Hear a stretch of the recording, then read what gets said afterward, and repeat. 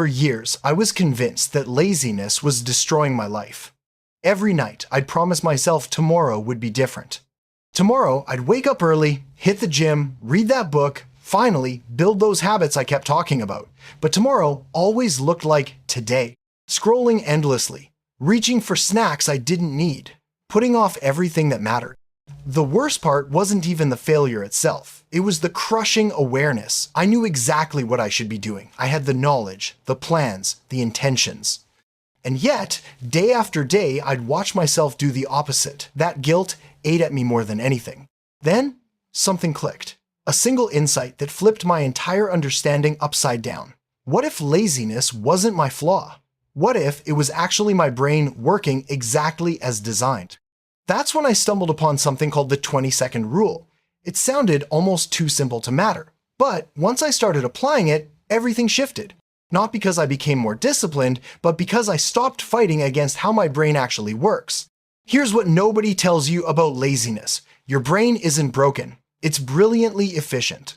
For thousands of years, our ancestors survived because their brains learned one critical lesson: conserve energy at all costs. Food was unpredictable. Danger was everywhere.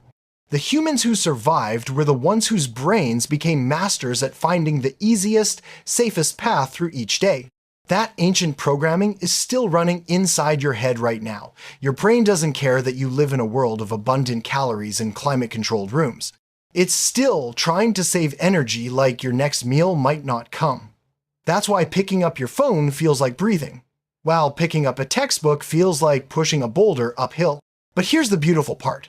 Once you understand this, you can work with your laziness instead of against it.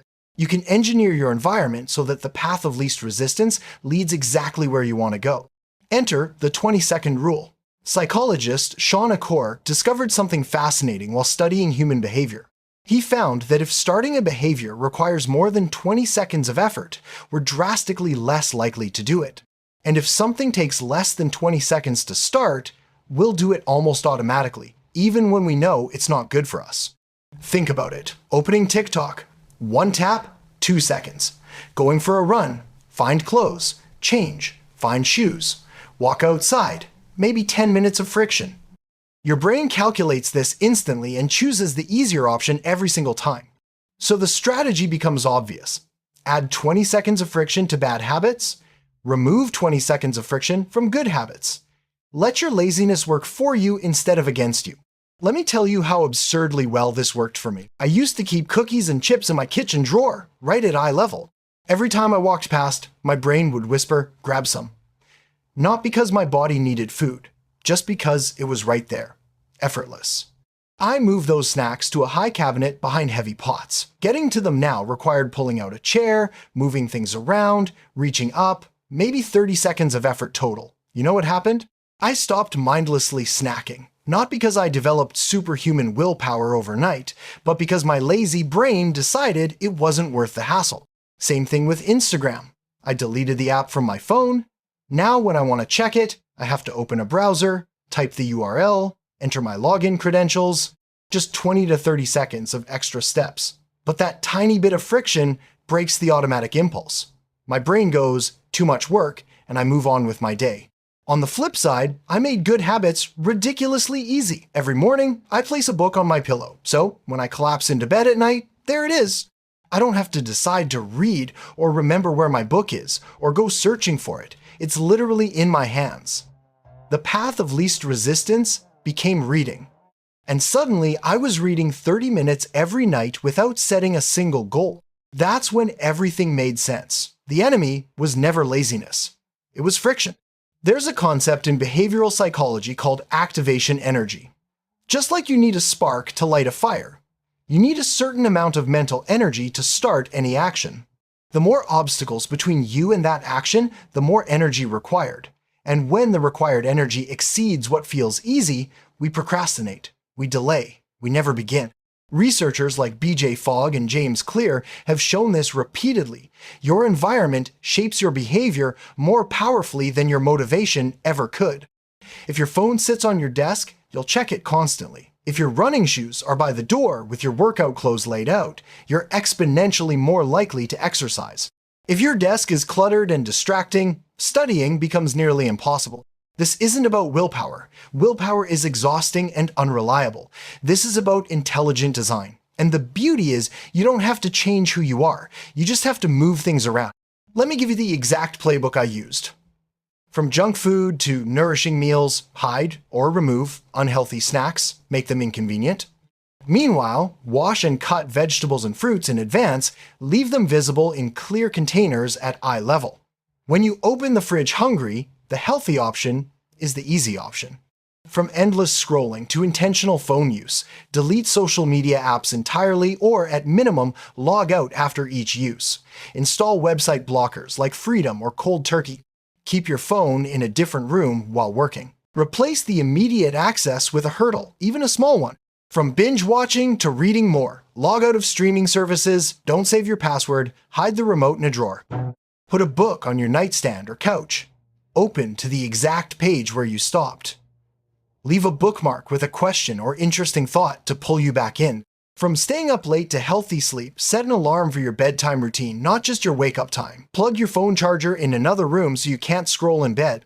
Make your bedroom feel like a sanctuary. Soft lighting, no screens, maybe calm music or white noise ready to play. From skipping workouts to moving daily, sleep in your workout clothes or lay them out the night before. Keep your shoes right by the door. Make your first workout ridiculously short, just 10 minutes, so starting feels easy. It's not about the intensity, it's about breaking the barrier to starting. From avoiding studying to focused learning. Before you close your laptop, open the document or notes you need for next time. Leave a sticky note with one specific question you're curious to explore. Set up your study playlist and headphones the night before so everything's ready to go. Now, here's where most people sabotage themselves. First, they try to overhaul everything at once. Don't do that. Pick one habit. Just one. Too many changes create too much friction, and you'll quit everything. Second, they only focus on removing bad habits without replacing them. Don't just delete Instagram and leave a void. Fill that space with something rewarding. Journaling, walking, listening to music or podcasts, calling a friend. Your brain needs an alternative, not just an absence. Third, they don't actually measure the friction. Eyeball it with a timer. Is getting to that snack really more than 20 seconds? Is starting your workout really that much easier now? Be precise. The obstacle needs to be just annoying enough to interrupt autopilot. Fourth, they expect magic. The 20-second rule is incredibly powerful, but it's still just a tool. You'll still need to show up. The difference is showing up becomes 10 times easier when you're not fighting against your own brain.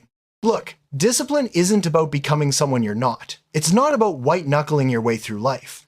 It's about being smart with your environment so that good choices become the default choices. You're not lazy. Your brain is sophisticated. It's trying to protect you, to conserve your resources. So instead of fighting that instinct, collaborate with it. Channel your laziness toward building the life you actually want. When you align your environment with your goals, progress stops feeling like a battle. It becomes automatic. Every time you don't reach for your phone, every time you do pick up that book or put on those running shoes, you're rewiring your defaults. You're building a new normal. So here's your action plan. Right now, pick one bad habit, something you do regularly that you wish you didn't. Maybe it's checking your phone first thing in the morning, or eating chips every afternoon, or staying up too late watching videos. Now add a 20-second delay. Move it, hide it, delete it, log out, unplug, put it in the garage. Whatever creates enough friction to interrupt the automatic pattern. Next, pick one good habit, something you genuinely want to do more but keep avoiding. Reading, exercising, studying, meditating, whatever matters to you. Make it 20 seconds easier. Put it in your path. Make it visible and obvious. Prepare everything in advance so when the moment comes, starting is effortless. This simple rule completely transformed my daily life. And the strangest part? I barely noticed the effort.